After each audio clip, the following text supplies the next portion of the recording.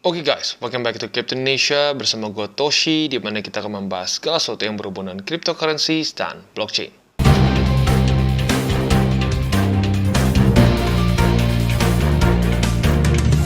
Oke, jadi pada hari ini kita akan membahas mengenai interest rate.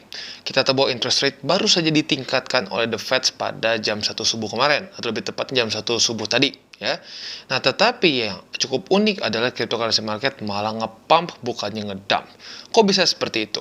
Ya, dan apalagi resiko yang bisa terjadi dalam beberapa jam ke depan. Ya, kita bahas di video ini. Oke, jadi pada hari ini guys, kita akan membahas lebih detail mengenai interest rate. Ya, kita tahu bahwa tadi subuh ya jam 1 pagi The Fed sudah memutuskan untuk meningkatkan interest rate sebesar 75 BPS ya. Nah, tetapi yang unik adalah ya atau beberapa orang cukup bingung, kenapa cryptocurrency market kok malah ngepam ya. Bitcoin bisa sampai daily close di atas dari 23.000 dan Ethereum basically bisa naik sampai belasan persen dalam sehari dan seterusnya ya. Dan apakah ada resiko event-event lain yang bisa membuat cryptocurrency tambah volatile atau tidak ya. Nah, tetapi sebelum kita masuk ke pembahasan kita pada hari ini, gua akan ngebahas sedikit mengenai sponsor kita pada hari ini, yaitu adalah KuCoin. Ya, KuCoin ini adalah salah satu exchanger terbesar di dunia. Dan bahkan di CMC, kita bisa cek bahwa dia sekarang ada di ranking kelima di CMC. Dengan volume yang gak kecil, ya. Volume dia sebesar 1,3 juta US dollars dalam 24 jam terakhir. Weekly visit mencapai 2,8 juta jiwa, ya. Dan market sih kita bisa sampai 1.350. Ini adalah salah satu exchanger yang cukup komplit ya secara pairnya. Dan kalau kita lihat di sini ya, KuCoin juga menyediakan berbagai macam program dan berbagai macam juga fasilitas. Yang pertama, ini salah satu yang gue suka, yaitu adalah mereka memiliki fast trade. Nah, fast trade ini bisa mengakomodasi untuk orang-orang yang mungkin gini deh, gue mikirnya pengen investasi jangka panjang, tapi gue nggak ngerti baca chart, dan kayaknya gue juga nggak ada waktu buat belajar satu persatu. Ada nggak cara lain? Gue pokoknya mau kayak nabung aja. Bisa ya, di sini ada namanya ya fast trade, dimana kita bisa literally hanya beli, misalkan mau spend $100 ya, lu mau beli sekarang. Nah, lu tinggal pilih apa yang mau lu beli gitu. Misalkan lu mau beli AVAX, BNB, atau lu mau beli BTC dan seterusnya, tinggal lu klik dan lu literally beli just like that. Dan yang gue suka juga di sini dia mensupport lebih dari 70 payment methods ya, tinggal lu pilih ya, bisa macam-macam ya. Nah, jadi itu yang gue suka. Ini sangat friendly untuk orang-orang yang mungkin masih baru dalam dunia cryptocurrency. Tetapi di waktu bersamaan pun dia nggak jadi hanya untuk orang-orang newbie saja. Dia juga di sini kita bisa lihat cukup komplit ya, ada spot trading, ada margin trading, bahkan ada juga trading bots yang bisa kita pakai di sini ya. Jadi kita bisa earn passively. Dan selain dari situ juga kita bisa lihat derivatives marketnya juga komplit, ada futures, lalu juga ada leverage tokens dan lain-lain. Tentunya untuk earning pun dia komplit ya, ada crypto lending, ada KuCoin Earn, Spotlight dan seterusnya ya. Dan juga buat kalian tertarik untuk cloud mining juga bisa lakukan di sini ya. Untuk NFT ya seperti biasa ya, KuCoin salah satu yang ya lumayan cepat masuk ke dalam market NFT ya. Dan seterusnya juga ada wallet ya. Jadi kurang lebih seperti itu untuk KuCoin. Bagi kalian yang belum memiliki akun KuCoin, bisa cek link reflektor di bawah dan mulai trade di KuCoin. Lagi-lagi gue tekankan, pemilihan dari exchanger sangatlah penting. Sudah cukup banyak beberapa exchanger yang mungkin kelas 2, kelas 3 yang ujung-ujungnya insolvent dan ya habis ya. Makanya perhatikan pemilihan dari exchanger ya. Jadi kurang lebih seperti itu dari KuCoin dan kita akan masuk ke bahannya sekarang. Oke, jadi yang pertama kita akan bahas adalah kenapa interest rate meningkat, kok cryptocurrency ikutan naik? Padahal biasanya ya kalau dilihat dari sebelum-sebelumnya interest rate meningkat, biasanya Bitcoin rontok ya. Nah, yang pertama harus kita perhatikan adalah pembahasan yang sudah gue sering katakan di DCWT ya. Buat lo yang belum stay tune, bisa tinggal lihat sudah ada playlistnya ya. Dan kita akan update itu biasanya daily ya. Nah, di situ kita sudah sering bahas. Yang penting itu meningkatnya berapa persen ya, atau berapa BPS. Gue bilang ya di DCWT gue sebelum-sebelumnya, andaikan dia sesuai dengan forecast, ada kemungkinan bisa bounce ya, bisa bounce dan akhirnya terbukti benar-benar bounce. Tetapi kalau lebih dari forecast ya, alias waktu itu bisa di atas dari 100 BPS, siap-siap kemungkinan bisa rontok. Dan literally apa yang terjadi ya sesuai dengan pembahasan kita kemarin ya. Nah, jadi yang pertama kita harus lihat adalah di bulan sebelumnya. Kita akan ambil dulu data CPI, karena biasanya ini akan selalu dibuka dulu dengan CPI. Ya. Kita bisa lihat bahwa CPI di bulan Juni ya, itu lebih tinggi daripada forecast. Ya. Forecastnya itu di 8,3, sementara actualnya 8,6. Apa yang terjadi? The Fed akhirnya meningkatkan interest rate. Ya. Tetapi peningkatan interest rate-nya di saat Juni ya, di bulan lalu, lebih tinggi dibandingkan dengan forecast. Nah, jadi makanya gue bilang kemarin siap-siap safety belt. Karena CPI-nya kita bisa lihat di bulan Juli ini lebih tinggi daripada forecast. Kalau dilihat dari sebelumnya, ya kita bisa lihat bahwa The Fed meningkatkan interest rate lebih tinggi saat terjadi CPI yang buruk datanya. Ya, nah jadi lagi-lagi ya ini cukup unik. Ya, awalnya gue pikir ini udah fix The Fed akan meningkatkan 100 BPS. Ternyata, yaitu our surprise, ternyata dia hanya menaikkan 75 BPS saja. Dan bahkan kalau lu dengar statement dari Jerome Powell, yaitu chairman dari The Fed, dia mengatakan bahwa Amerika tidak akan kena resesi. Ya, jadi ya itu satu hal yang cukup mengagetkan. Ya, karena lagi-lagi CPI-nya kita bisa lihat faktanya 9,1, lebih tinggi daripada forecast. Nah, itu jadi satu hal pertimbangan kenapa sekarang ya malah bukannya ngedump malah ngepump ya. Dan selanjutnya kita bisa juga di sini ya. Ini adalah salah satu artikel yang dibahas di investing.com.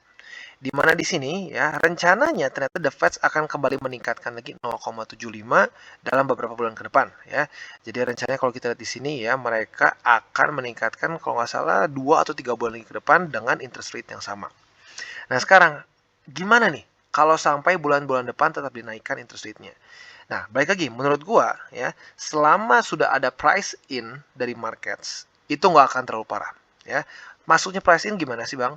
Nah, jadi gini, ya kita lihat bahwa pada faktanya Bitcoin sebelum tanggal 28 sudah mulai cenderung turun. Ya, kita bisa cek di sini. Di daily-nya kita bisa lihat dari sini ya, dari tanggal 20 Juli, 8 hari sebelum peningkatan interest rate, Bitcoin cenderung ada selling pressure. Nah, selling pressure ini adalah market mencoba untuk price in resiko. Resiko apa?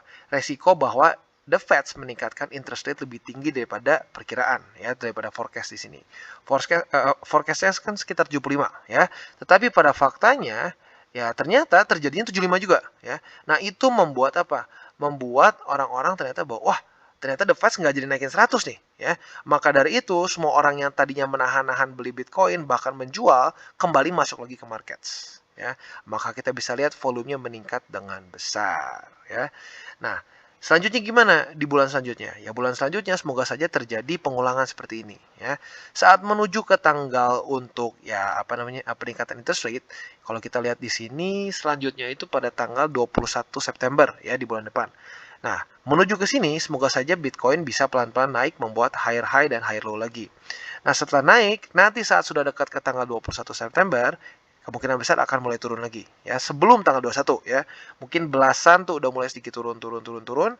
Andaikan hasilnya lebih bagus daripada forecast, naik lagi ya. Jadi jangan takut walaupun beberapa kali lagi mereka berencana untuk meningkatkan interest rate selama sesuai dengan forecast atau bahkan lebih bagus daripada forecast, itu malah bisa menjadi peluang untuk kita ya ngelong atau ngebuy ya. Nah, jadi lagi-lagi ini adalah satu fenomena yang sering kali disebut sebagai market mencoba untuk memprice in harga, ya. Nah, jadi kurang lebih seperti itu. Dan walaupun ya overall terdengar sudah selesai dan bisa dibilang PR yang kita sudah tunggu-tunggu dari awal bulan sudah hasilnya keluar, ya kesannya kalau kita tuh udah beres ujian dan raportnya udah bagus, ya nggak ada yang merah. Nah, tetapi masih ada dua hal lagi sayangnya, ya. Dua hal lagi ini akan keluar datanya pada nanti pukul 7:30 malam waktu Indonesia Barat. Kita bisa lihat di sini ya. Tepatnya itu di mana di sini? Kita cek dulu. Ini FOMC dan di sini ya. Nah, ini dia ya. Di mana Janet Yellen akan mengeluarkan statement di sini ya. Nah, tinggal pertanyaannya seperti apa ya? Seperti apa statementnya? Andaikan statementnya ngomongin soal inflasi yang tidak bisa turun, ngomongin soal interest rate yang kemungkinan nanti akan dinaikkan lagi, ini tentunya akan buruk ya. Selain dari itu, yang mungkin lebih penting adalah GDP kuartal 2 ya. Nah, jadi salah satu definisi yang paling sering kali dipakai untuk melihat satu posisi satu ekonomi itu resesi atau tidak adalah GDP, ya. Andaikan GDP Amerika Serikat 2 kali berturut-turut, ya kuartal 1 atau kuartal, ya pokoknya 2 kuartal berturut-turut itu minus, itu masuk ke dalam resesi. Nah, andaikan ini hasilnya minus, siap-siap kemungkinan besar akan volatile dan cenderung ke bawah, ya. Nah, tetapi di waktu bersamaan kita harus juga masukkan data bahwa Jerome Powell mengatakan Amerika Serikat tidak akan resesi. Jadi ada kemungkinan, ya, lagi-lagi ada kemungkinan itu adalah sinyal dari Jerome Powell yang ingin menyatakan secara halus bahwa ini angkanya nggak akan minus, ya. Tapi lagi-lagi itu baru spekulasi, ya. Jangan kalian anggap sebagai fakta. Itu masih spekulasi. Makanya kita tunggu nanti jam 7.30, ya, atau jam setengah 8 malam waktu Indonesia Barat. Nah, tentunya ini semua kalian bisa lihat di investing.com. Ini bisa dibilang salah satu yang paling enak dan yang paling gue sering pakai untuk data-data economics, ya. Kalian tinggal bisa masuk ke sini, cari di economic calendar, ya, di sini economic calendar. Kalian klik akan keluar di sini, pastikan diubah dulu ke GMT plus 7 alias waktu Indonesia Barat, ya. Kalau enggak nanti lu pusing sendiri, ya. Jadi kurang lebih seperti itu. Dan sekarang kita coba ambil beberapa kemungkinan, ya. Andaikan kemungkinan yang pertama, lebih enak kita bahas dulu yang negatifnya dulu, ya. Andaikan hasilnya buruk, ya. Misalkan di sini Chairman Yellen, wah ngomongnya amburadul, ya. Wah ini inflasi bla bla bla bla, pokoknya bearish, ya. Dan terus GDP-nya juga hasilnya minus. Anggap seperti itu dulu, ya. PR dari Bitcoin apa? PR dari Bitcoin sangat simpel, ya. Pertahankan struktur 21.500, ya. Dan sebenarnya secara TA lumayan kuat. Karena nggak cuma ada struktur doang di situ, dia ada MA20 dan MA50 di sini. Ya, jadi ada confluence 3 support. Harusnya, in theory, secara technical analysis, dia bisa nahan. Ya. Jadi, andaikan kita dapat worst case scenario, ya, worst case-nya adalah di sini hasilnya jelek, ya. GDP kuartal 2-nya minus, misalkan. Lalu, Yellen juga basically bearish, ya, dia ngomong bearish, inflasi, dan lain-lain. Siap-siap PR Bitcoin adalah bertahan di atas dari 21.500, ya. Nah, tetapi andaikan ini hasilnya bagus. Kebalikannya, ya. Yellen bullish, ya, bilang malah tidak akan terjadi resesi dan kuartal 2 ternyata benar-benar tidak minus, ya, alias di sini sesuai forecast lah, ya. Harapan kita nggak usah terlalu muluk-muluk lebih dari forecast, sesuai forecast saja 0,5% GDP-nya. Nah, ada kemungkinan Bitcoin bisa lanjut lagi ke atas. Nah, kalau lanjut ke atas, PR-nya apa? PR-nya secara struktur jelas di sini, ya, yaitu di daerah 23.400-an, atau kalau mau kita buletin biar gampang 23.500. Nah, andaikan dia bisa daily close di atas dari sini, ini akan menjadi sinyal yang bagus untuk Bitcoin lanjut lagi ke atas. Tapi andaikan dia masih ke reject, ya mungkin butuh beberapa hari lagi. Tapi sekali lagi, dengan syarat kalau hasil ini semua bagus. Ya, kalau hasilnya ini jelek, ya balik lagi skenario yang tadi, yang awal, di mana kemungkinan dia bisa retest 21.500. Ya, jadi kurang lebih seperti itu untuk bisa dibilang overall markets, ya, dari interest rate dan lain-lain. Sekali lagi, seperti yang gue bisa bilang, ya, ini ada sedikit anomali. Ya, karena kalau kita lihat dari CPI sebelumnya, ya, di bulan Juni lalu, ya, di bulan lalu lah, ya, dia actualnya lebih tinggi daripada forecast. Nah, ini menyebabkan interest rate ditingkatkan lebih daripada forecast oleh the Feds. Tetapi anehnya pada kali ini hasil CPI buruk di bulan Juli, ya, tetapi pada faktanya di sini the Feds malah meningkatkan sesuai forecast. Jadi, ya lagi-lagi ini masih spekulasi, ya, masih spekulasi. Ada kemungkinan, ya, mereka sudah tahu bahwa hasil dari GDP kuartal 2 itu nggak merah, ya. Maka dari itu mereka bisa cenderung ngomong lebih bullish, ya. Nah, tentunya, ya, ini adalah step yang awal, ya, kalau sampai peningkatannya mulai stabil nggak terlalu tinggi, ya. Dan pelan-pelan yang kita harapkan apa? Bukan cuma diberhentikan untuk tidak meningkat, tetapi diturunkan, ya. Kalau dia mulai turun lagi ke angka 1% dan seterusnya, ya tentunya itu akan bisa menjadi satu bensin untuk cryptocurrency market lanjut lagi ke atas. Karena seperti yang gue bilang, ya, bensin utama sekarang untuk indeks dolar naik adalah apa? Adalah interest rate yang terus ditingkatkan. Kita bisa lihat, ya, interest rate ditingkatkan tapi tidak sesuai, ya dengan perkiraan markets ya banyak yang mengatakan pasti 100, pasti 100. Ternyata 75. Dan apa yang terjadi? Langsung indeks dolar melemah dengan signifikan. Jadi lagi-lagi, yang kita harapkan adalah dengan semakin the Fed's dovish, semakin mereka tidak terlalu ekstrim meningkatkan interest rate, indeks dolar akan terus melemah. Dan seperti yang gue sudah katakan, nggak tahu sudah berapa ribu kali, mungkin kalian sudah bosan kalau dengar di DCWT, ya. Yang kita butuhkan untuk Bitcoin bisa melakukan movement seperti di sini, ya. Sebentar, kita pindah ke weekly. Movement seperti di 2020, 2019, 2015 ya. Yang kita butuhkan adalah indeks dolar yang seperti apa? Indeks dolar yang seperti ini ya, yang dia turun seperti di 2016, 2017, di 2020 dan bahkan ya harapan kita adalah ya bisa seperti ini. Walaupun sepanjang masa Bitcoin nggak pernah. Karena ya ini kalau sampai benar-benar kita dapat indeks dolar seperti ini ya, Bitcoin dan risk on aset lain ya, bukan cuma Bitcoin, seperti S&P, Dow Jones dan lain-lain ini akan luar biasa terbang ya. Dan kalau kita lihat korelasinya ya dengan Nasdaq misalkan ya. Nasdaq di 2002 lah kita lihat di sini ya. Nasdaq 2002 kita bisa cek bahwa dia itu sedang di daerah sini ya. Di daerah sini 2002. Jadi kita lihat korelasinya jelas banget ya. 2002 dia lagi di bawah. Sementara indeks dolar lagi di atas ya. Jadi korelasi negatif atau berbalik. Saat indeks dolar melemah, apa yang terjadi? Nasdaq ngapain? Nasdaq menguat begitu. Jadi lagi-lagi ya, yang kita butuhkan adalah bear market yang luar biasa besar dari indeks dolar ya. Dan buat kalau kalian yang bingung, "Bang, kenapa ngomongin Nasdaq?" Sekali lagi, Nasdaq memiliki korelasi yang sekarang masih sangat besar sekali dengan Bitcoin.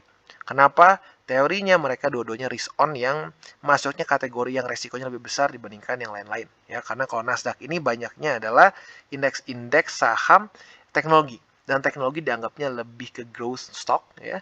Jadi mereka lebih masuknya ke risiko yang lebih tinggi ya. Jadi kurang lebih seperti itu ya. Harapan gue adalah the Fed bisa secepat mungkin pivot ya. Mereka bisa menormalkan lagi interest rate dan kalau sudah itu terjadi dan harapannya dia bisa ke pantul di 108 sini atau bukan ke pantul, ke reject di daerah sini dan mengalami satu bear market yang kuat ke sini ya. Itu akan menjadi bull market yang luar biasa untuk cryptocurrency market. Oke, jadi kesimpulannya seperti yang kita bisa lihat, hasilnya ya itu dia ya, karena sudah kita bahas juga dari beberapa DCWT sebelumnya. Karena memang pada faktanya hanya naik 75 BPS saja, dan ada efek juga price in dari market. Nah, maka dari itu saat keluar data ternyata benar-benar cuma naik 75 bukan 100, akhirnya market pump. Ya, tapi lagi-lagi hati-hati kalau kalian mau ngelong ataupun nge-short, pastikan SL ketat karena jam 7:30 malam nanti masih ada 2 data penting ya. Jadi kurang lebih seperti itu untuk video pada hari ini. Dan buat kalian yang belum nonton DCWT atau Daily Charting with Toshi, bisa klik di sini di mana kita akan daily chart your favorite cryptocurrencies. Dan buat lo yang mungkin masih bingung cara baca chart, candles, dan hal-hal mendasar lain, bisa juga klik di sini, ada tutorials with Toshi ya. Dan buat lo yang belum cek link reflektor di bawah, bisa cek dan menggunakan link reflektor di bawah. Dan jangan lupa juga untuk join Telegram grup kita, di mana kita bisa ngobrol-ngobrol santai mengenai dunia cryptocurrency secara dua arah. So jangan lupa untuk like, subscribe, click the bell icon, and see you on the next video.